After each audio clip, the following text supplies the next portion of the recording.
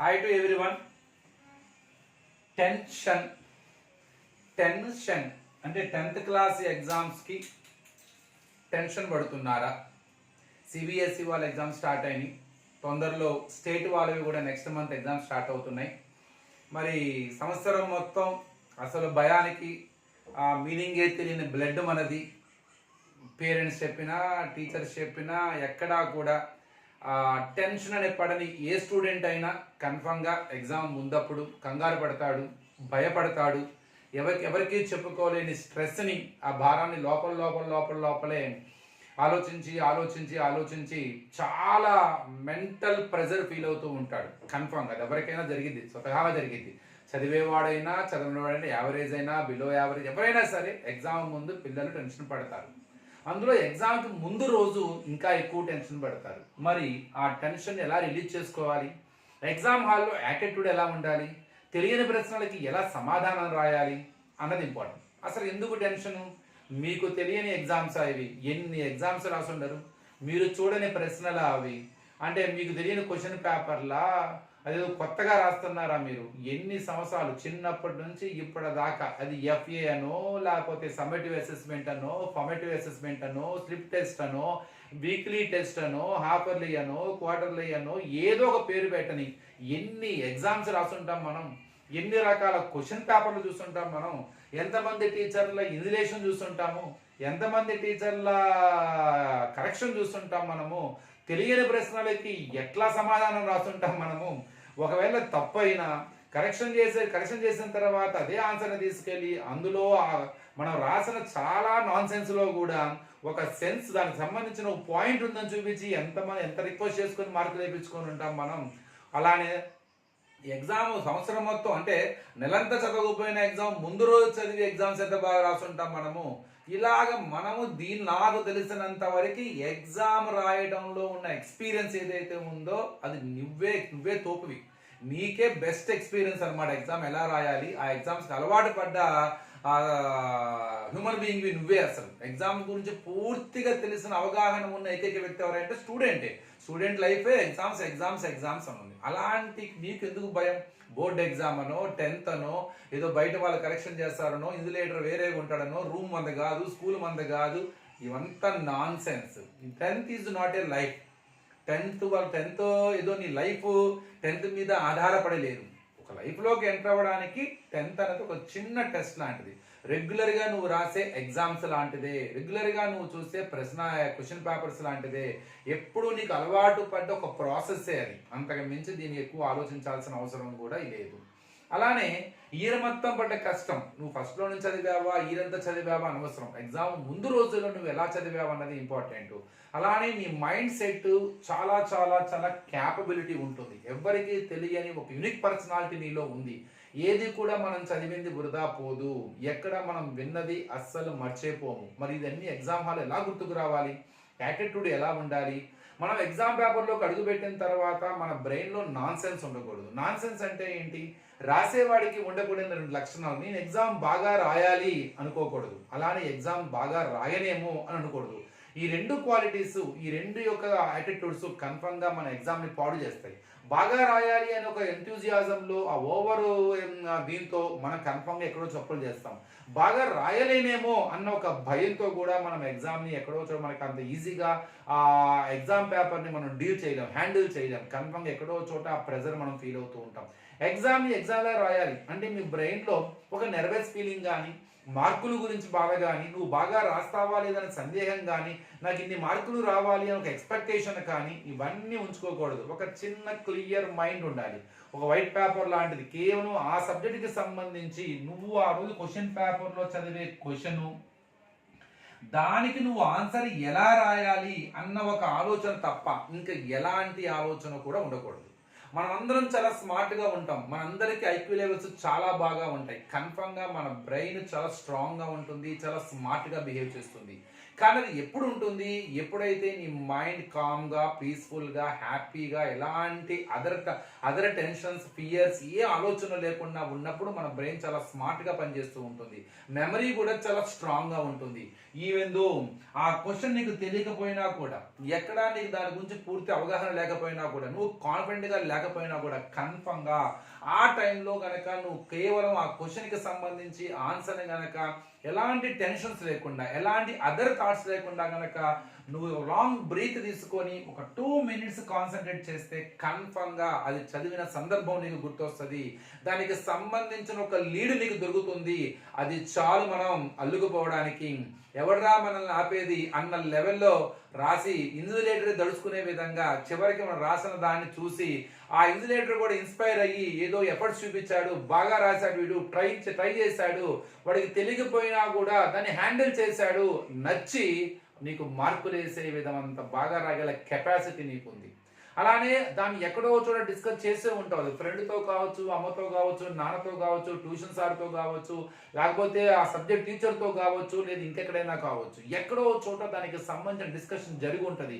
నీకున్న strong memory. చాలా మంది అంటుంటారు నేను మర్చిపోతూ ఉంటాను, నాకు ఎగ్జామ్ ముందు బాగా గుర్తుంటుంది, ఎగ్జామ్ రాసేటప్పుడు నేను మర్చిపోతున్నాను. అది ఇదంతా ఎందుకు? ఫోబియా.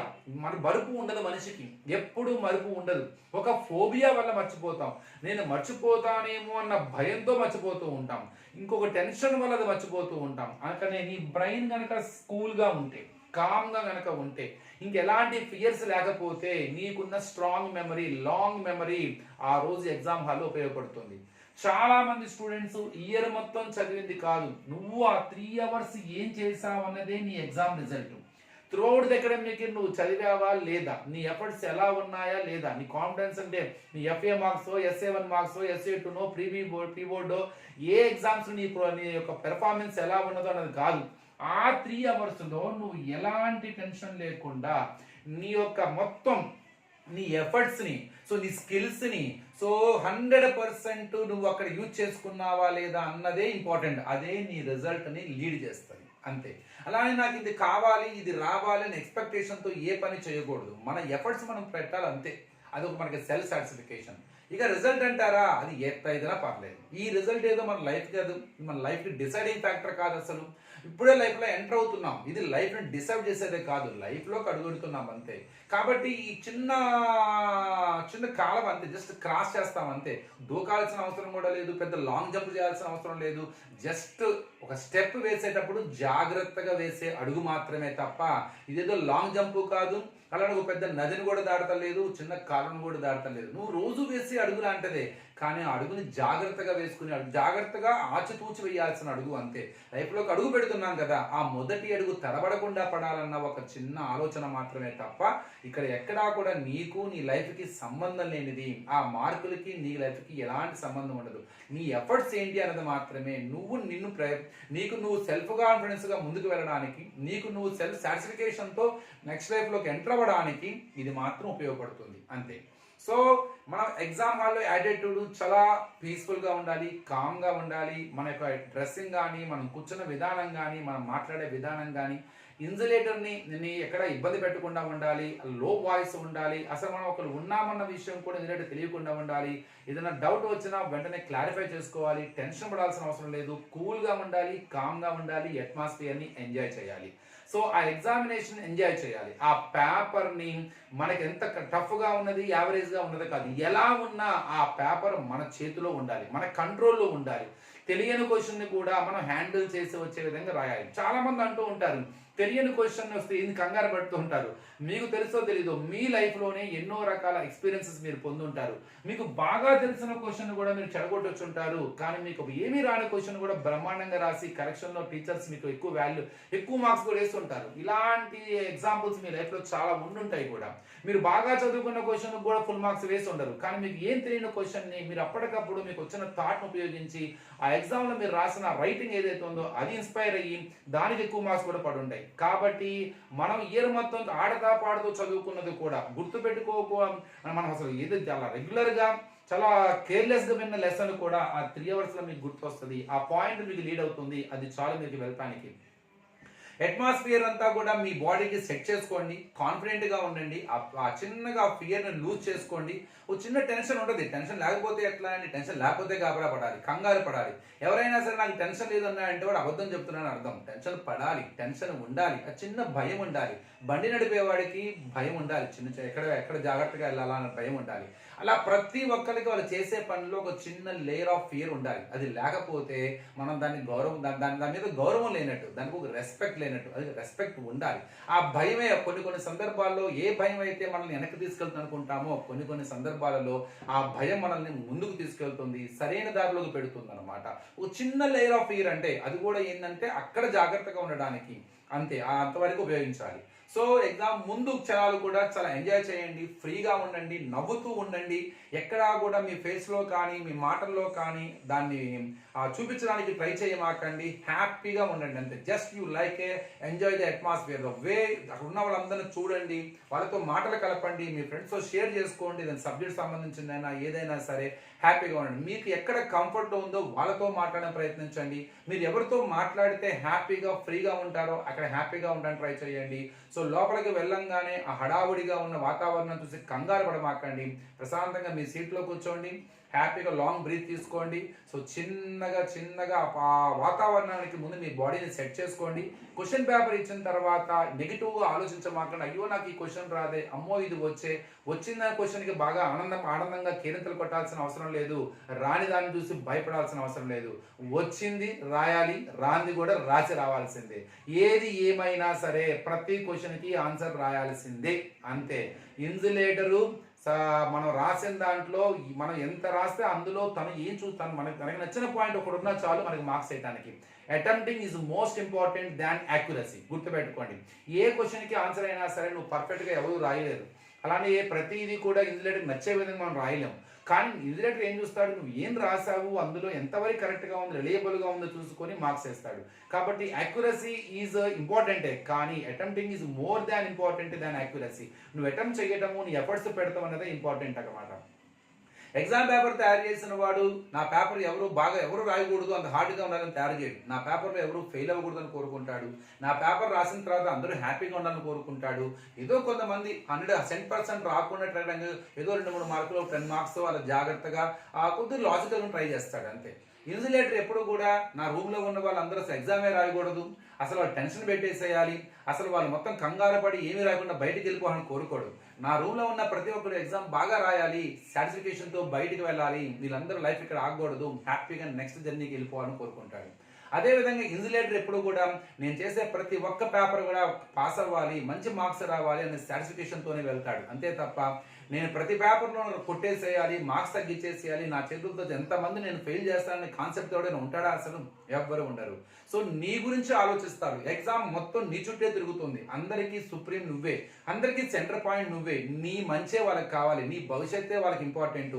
నిన్ను ఎట్లా అయినా ముందుకు గట్టెక్కించాలనుకుంటారు. నువ్వు పాస్ అవ్వాలని కోరుకుంటారు నీ పేరెంట్స్, వాళ్ళ తల్లిదండ్రులు కాబట్టి. నీకు మంచి మార్కులు రావాలని కోరుకుంటారు నీ టీచర్స్, నీకు చదువు చెప్పారు కాబట్టి. నీకు మంచి జరగాలనుకుంటారు నీకు చుట్టాలు. కానీ నీతో ఎలాంటి సంబంధం లేని ఒక 3 వ్యక్తులు కూడా కన్ఫర్మ్గా నువ్వు మంచి జరగాలి అని మిగతా అందరూ కోరుకుంటారు. కానీ వాళ్ళందరూ కూడా కన్ఫర్మ్గా నీకు మంచి జరిగేటట్టుగా నీకు సపోర్ట్గా నిలబడతారు. ఆ ప్రయత్నంలో వాళ్ళు పాలు పంచుకుంటారు. ఎవరో తెలుసా? వాళ్ళు పేపర్ తయారు చేసిన వాడు, ఇన్సులేషన్ చేసేవాడు, కరెక్షన్ చేసేవాడు. వీళ్ళ 3 నీకు తోడుగా ఉంటారు. నిన్ను చెయ్యబట్టుకొని గట్టెక్కించడానికి సిద్ధంగా ఉన్నారు. అలాంటి వాళ్ళు ఆ గేటు లోపలే ఉన్నారు. నువ్వు అలాంటి వాళ్ళ దగ్గరికి వెళ్తున్నావు, ఎందుకు నీకు భయము? నువ్వు వెళ్తుంది నీకు సపోర్ట్ చేసే వాళ్ళ కోసం, నిన్ను క్రాస్ చేసే వాళ్ళ కోసం. నిన్ను ఎట్లా అయినా సరే ఈ అడుగుని దాటించి నీ భవిష్యత్తులోకి తీసుకెళ్ళడానికి ఇంకొక 3 వ్యక్తులను, నీకు తెలియని 3 వ్యక్తులు లోపల రెడీగా ఉన్నారు, సెంటర్ లోపల ఉన్నారు. అలాంటి వాళ్ళ దగ్గరికి వెళ్తూ భయం ఎందుకు పడుతున్నావు? వాళ్ళ సంరక్షణలో, వాళ్ళ యొక్క సూచనలతోనూ, వాళ్ళ మంచి మనసుతోనూ నువ్వు కన్ఫర్మ్గా నీ ఎగ్జామ్ ఎంజాయ్ చేస్తావు. యూ జస్ట్ ఎగ్జామ్ ఎంజాయ్ చేయండి, అంతే. ఇంత మనం టెన్షన్ పడుతున్నా హ్యాపీగా ఏ టెన్షన్ లేకుండా హ్యాపీగా తిరిగేవాడు ఉంటాడు. వాడిని చూసి హ్యాపీగా ఎంజాయ్ చేయండి. సో బయటకు వచ్చే తర్వాత ఎగ్జామ్ ఎలా రాసావో డిస్కస్ చేయమాకండి. అది రైట్ ఆర్ రాంగా అన్నది ఆ గేటు లోపలే మర్చిపోండి. అయిపోయింది ఎగ్జామ్, గతం గతగా అయిపోయింది. గడిచిన పాస్ట్ గురించి చెప్పాల్సిన అవసరం లేదు. పాస్ట్ వల్ల మన ప్రెజెంట్ పాడవకూడదు, ఫ్యూచర్ ఇబ్బంది పడకూడదు. కాబట్టి జరిగింది జరిగిపోయింది అంతే. అది గుడ్ ఆర్ బ్యాడ్ దాన్ని మనం యాక్సెప్ట్ చేయడమే. అలానే మనకి ఏమీ కాదు, కన్ఫర్మ్గా మనం అనుకున్నది మనం రీచ్ అవుతాము. సో మనకు తగ్గట్టుగానే మన సాటిస్ఫికేషన్తోనే ముందుకు వెళ్తాం. అలా అని చెప్పేసి తగ్గినా కూడా బాధపడాల్సిన అవసరం లేదు. It's not a life. So ఇంకా మనకి బోల్డ్ అవకాశాలు ఉన్నాయి. ఇది ఒక మంచి ఎక్స్పీరియన్స్, ఒక లెర్నింగ్ ఎక్స్పీరియన్స్. సో ప్రతి ఒక్కరు మిస్టర్ పర్ఫెక్ట్ లేం కాదు, ప్రతి ఒక్కరు తడబడకుండా ఎవరు నడిచిన వాళ్ళేం కాదు. మనం అందరం చిన్నప్పుడు మోకాలతో పాటే నడక నేర్చుకొని పడుతూ పైకి లేచిన వాళ్ళమే అంతే తప్ప మొదటి దాంట్లోనే ఎవడు కూడా ఒలింపిక్ మెడల్ కొట్టలేదు ఏ ఒక్క ప్రయత్నంలో కూడా. చాలా ప్రయత్నాలు జరగాలి, చాలా ఎదురు దెబ్బలు తగలాలి, ఎన్నో నేర్చుకోవాలి, అప్పుడే మనం సక్సెస్ అవుతాం. ఆ దోవలో ఇది ఒక మొదటి పరీక్ష అంతే. ఈ పరీక్షని హ్యాపీగా ఎంజాయ్ చేస్తూ వెళ్ళండి. So don't expect all the best from anyone. You are the best and do best and give best and come with your best experience. Share your best experience with your parents. అంతే తప్ప paper గురించి experience చేయమాకండి. నీ లైఫ్లో ఒక మంచి experience 10th class నీకు చాలా నేర్పిస్తుంది, చాలా నేర్పిస్తుంది. లైఫ్లో మనం ఎన్నో విషయాలు నేర్పిస్తుంది. 5 రోజులు 6 రోజులు ఎగ్జామ్స్ అన్ని రోజులు you are going to learn many things which are useful to for your future life. So okay, you are the best, you are going to rock it. I'm not going to say all the best. So let you just be at best. Be your best and give your best. నువ్వు బెస్ట్గా నువ్వు ఎంతవరకు నువ్వు సాటిస్ఫికేషన్గా నువ్వు అక్కడ నీ efforts పెడతావు అన్నదే ఆలోచించు అంతే తప్ప ఇక అంటే నాన్ సెన్స్ను వదిలేసి సెన్సిబుల్గా ఉండండి అక్కడంతే. కామన్ సెన్స్తో ఎగ్జామ్ రాయండి, అంతకు మించి ఇంకేం చేయక్కర్లా. Thank you.